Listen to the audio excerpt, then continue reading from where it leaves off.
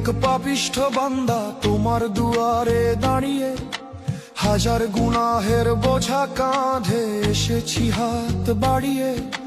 সারাটি বছর কেটেছে মোর ভুলের অন্ধকারে, আজ শিয়াম সেজেছে প্রদীপ হয়ে আমার ভাঙা ঘরে। তাওবা কবুল করো মাওলা, আমি দিশেহারা, শুকনো ঠোঁটে তোমার জিকির, চোখে জল।